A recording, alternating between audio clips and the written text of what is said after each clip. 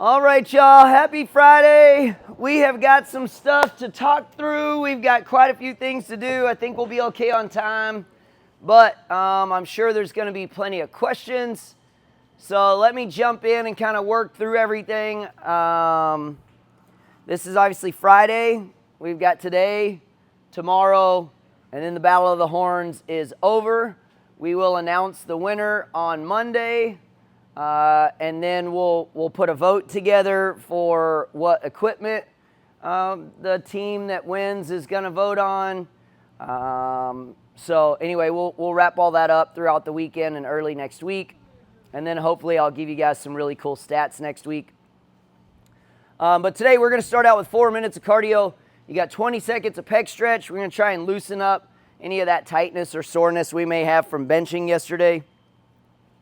Then you got shin box rotation. So have a seat, put your feet shoulder width, rotate to the side, push your knees all the way to the ground, go back and forth. 5 on each side. Then you're going to do those banded face pulls. So you really want to make sure to get those shoulder blades down. And then as you pull this to your chest and your face, you're going to do 10 of each. You're going to pull the shoulder blades back. This is extremely important on a day like today where we're snatching and also doing some overhead with handstand push-ups and push press.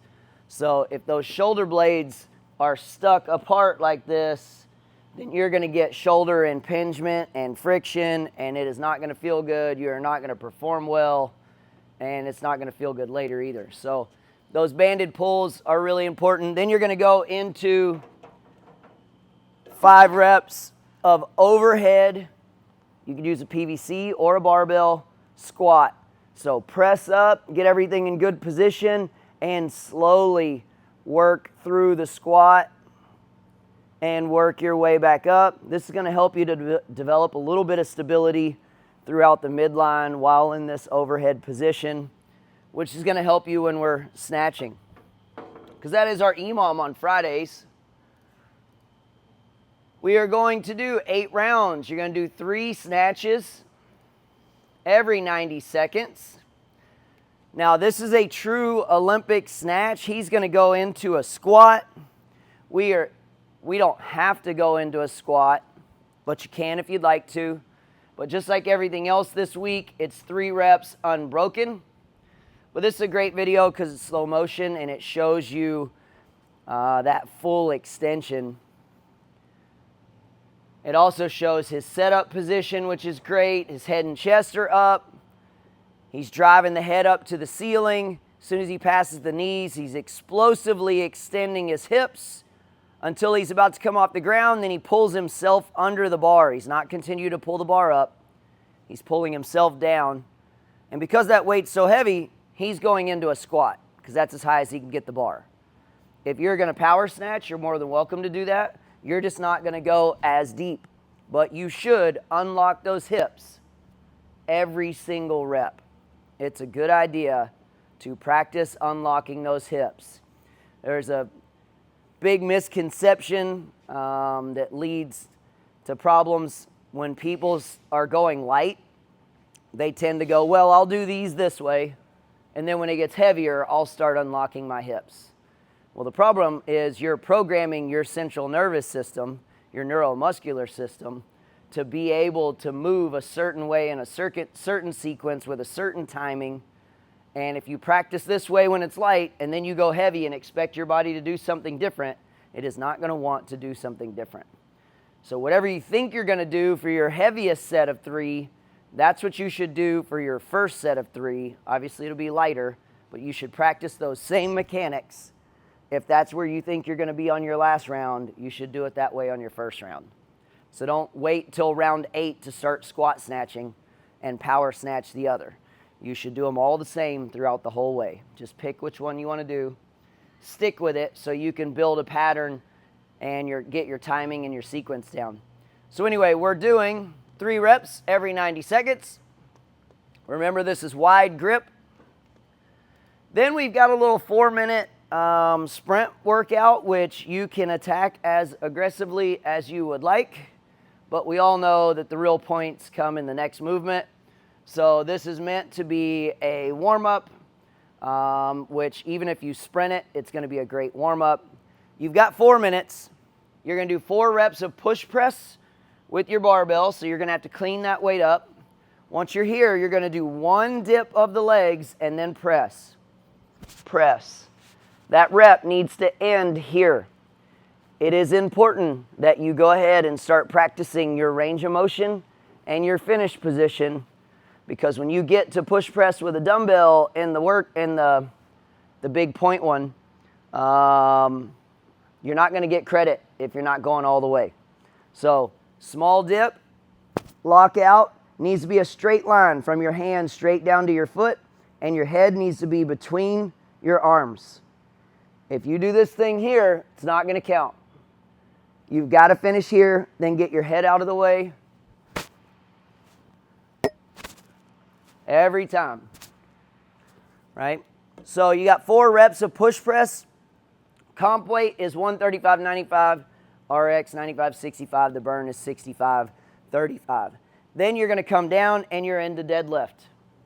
Just normal standard deadlift. We're just getting some reps in there, working on the hinging of the hips. Then you're going to lay on your back, and you're just using the same weight on the deadlift that you use on the push press. You're going to lay on your back, and you're going to do an alternating V-up. So touch, sit up, one leg. Touch, sit up, the other leg. You got 8 on each leg, 16 total. Just going to chip your way through this for 4 minutes.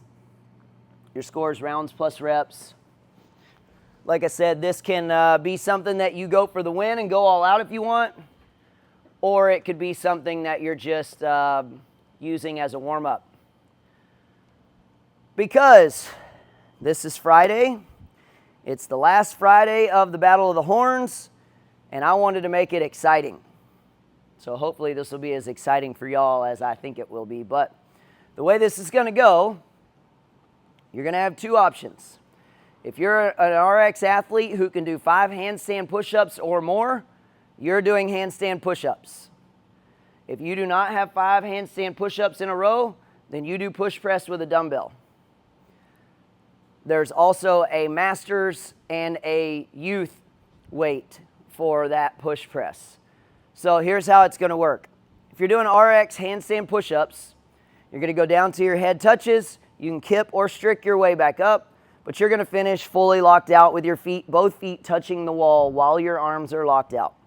You're going to come down, repeat that. You're going to do as many reps as you can, unbroken, no pauses, and that includes mess-ups. If you mess up, it's over. So you need to be really intentional and really accurate. If you're doing a handstand push-up and you come up and one foot touches the wall and the other one doesn't, and you're doing this whole like, get there, get there, get there, yours is over. It's done.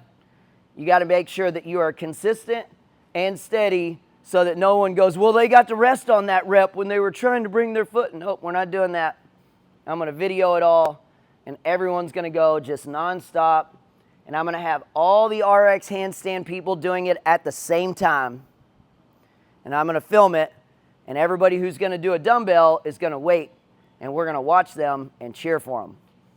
Then we're going to take a break and switch. And then everybody else who's going to do dumbbell push press, they're going to grab a single dumbbell, hold it sideways here.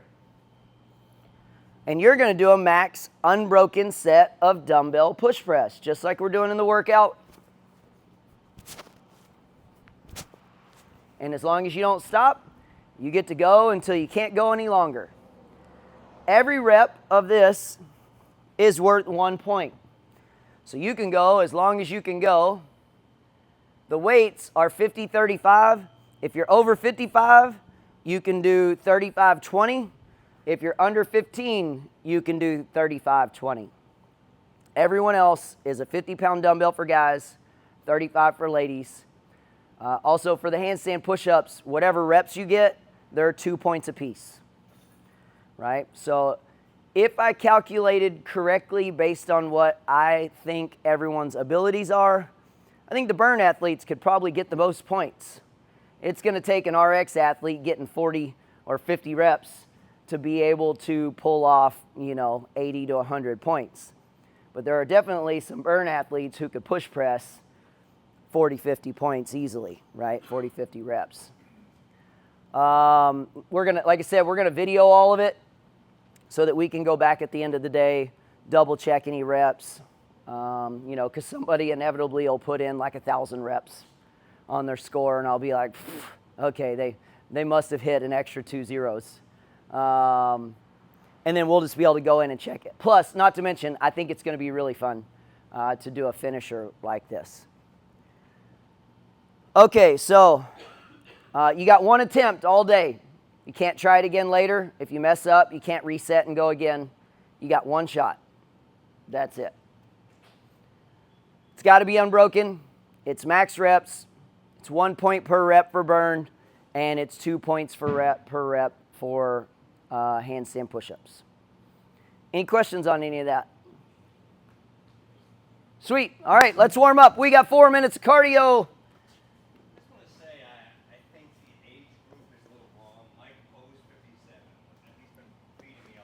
Hey, that's just credit to Mike Poe being a super freak.